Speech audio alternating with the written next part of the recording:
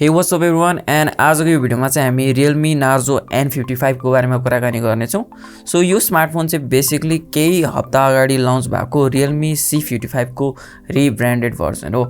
So looking at the specs यसमा पनि तपाईले iPhone 14 सिरिजमा भएको जस्तै आइकोनिक डायनामिक आइल्यान्डवाला फिचर पाउनुहुन्छ। यहाँ चाहिँ Realme चाहिँ यो फिचरलाई चाहिँ मिनी क्याप्सुल भनेर नाम दिएको छ। Realme चाहिँ आफ्नो Realme C55 लाई चाहिँ केही दिन अगाडि लन्च गरेको थियो र Realme Narzo N55 पनि छिट्टै आउने कुरा छ नेपालमा। सो यहाँ चाहिँ Realme के गर्नु खोजे मैले चाहिँ बुझ्नै सकिरहेको छैन, किनकि दुईटै डिभाइसको स्पेक्स चाहिँ अलमोस्ट सेम छ र सेम डिभाइसलाई डिफ्रेन्ट नामले पालेपालो एउटै मार्केटमा लन्च गर्नुको चाहिँ सेन्स नै बन्दैन। अब डिजाइन एज डिस्प्लेको कुरा गर्नु पर्दा चाहिँ यहाँ Realme Narzo N55 मा तपाईले एउटा बक्सी टाइपको डिजाइन पाउन सक्नुहुन्छ विथ फ्ल्याट एजेस। त्यसैगरी यो फोनको थिकनेस चाहिँ अराउन्ड 7.89 मिलिमिटर छ र यो प्राइस रेन्जमा चाहिँ यो एउटा one of the thinnest smartphone हो। यहाँ चाहिँ तपाईले 6.72 इन्चको चाहिँ फुल एचडी एलसीडी डिस्प्ले पाउनुहुन्छ, जसमा चाहिँ तपाईले 90 हर्ट्ज को चाहिँ रिफ्रेश रेट पाउन सक्नुहुन्छ र त्यसैगरी यसमा चाहिँ तपाईले 180 हर्ट्ज को चाहिँ यहाँ टच स्याम्पलिङ रेट पाउनुहुन्छ। सो फर्दरमोर कुरा गर्नु पर्दा चाहिँ यहाँ चाहिँ तपाईले 680 सम्मको चाहिँ यहाँ पिक ब्राइटनेस पाउनुहुन्छ भने चाहिँ त्यसैगरी मैले अगाडि पनि भनिसकेको थिएँ, यहाँ चाहिँ तपाईले iPhone 14 मा फिचर भएको जस्तै मिनी क्याप्सुल देख्न पाउनुहुन्छ। बट यो मिनी क्याप्सुल चाहिँ तपाईको चार्जिङ एनिमेसनमा मात्र लिमिटेड छ। सो अहिले चाहिँ मिनी क्याप्सुलमा चाहिँ तपाईले चार्जिङ स्टेटस, लो ब्याट्री अलर्ट्स र डाटा युजेसका जस्ता नोटिफिकेसनहरू चाहिँ या अलर्ट्सहरू चाहिँ तपाईले देख्न पाउन सक्नुहुन्छ।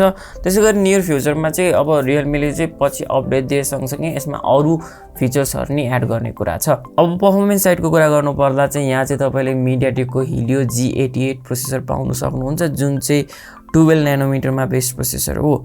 यहाँ चाहिँ तपाईले 6GB को चाहिँ LPDDR4X र्याम पाउनुहुन्छ अनि त्यसैगरी चाहिँ 128GB सम्म चाहिँ तपाईले यसमा स्टोरेज पाउन सक्नुहुन्छ। अब सफ्टवेयर साइडको कुरा गर्ने हो भने चाहिँ यहाँ चाहिँ तपाईले Android 13 र Realme UI 4.0 out of the box पाउन सक्नुहुन्छ। अब क्यामेरा सेटअपको कुरा गर्नु पर्दा चाहिँ यहाँ चाहिँ तपाईले डुअल क्यामेरा सेटअप पाउनुहुन्छ र यहाँ चाहिँ मेन सेन्सर चाहिँ तपाईको 64 मेगापिक्सलको दिएको छ र यो सँगसँगै यहाँ चाहिँ तपाईले 2 मेगापिक्सलको चाहिँ डेप्थ सेन्सर पाउन सक्नुहुन्छ र बजेट प्राइसमा चाहिँ तपाईले 64 मेगापिक्सलको सेन्सर पाउनु भनेको एउटा जसलाई चाहिँ एउटा क्यामेरा ओरिएन्टेड स्मार्टफोन चाहिएको छ।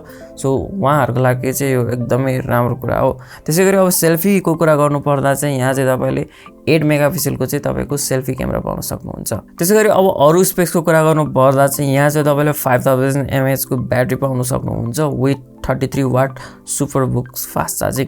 अब प्राइसको कुरा गर्नु पर्दा चाहिँ Realme Narzo N55 चाहिँ इन्डियामा तपाईको 11000 INR मा लन्च भएको छ यसको 4+64GB भेरिएन्टको लागि। सो मलाई जहाँसम्म लाग्छ यो चाहिँ नेपालमा समवेयर अराउन्ड 20000 को प्राइस ब्र्याकेटमा लन्च हुनुपर्ने हो यसको 4+64GB भेरिएन्टको लागि। सो केही दिन अगाडि चाहिँ Realme सेम स्मार्टफोन तपाईको Realme C55 लाई चाहिँ तपाईको 22000 मा लन्च गरेको थियो नेपालमा र let's see Realme Narzo N55 लाई चाहिँ कतिमा लन्च गर्दो रहेछ त नेपालमा। सो अफिसियल प्राइसिङ आएपछि म अफिसियल प्राइसिङ भिडियो डिस्क्रिप्सनमा राख्ने छु। So that's it for today guys. I hope you guys enjoyed this video. Thanks for watching. See you in the next video.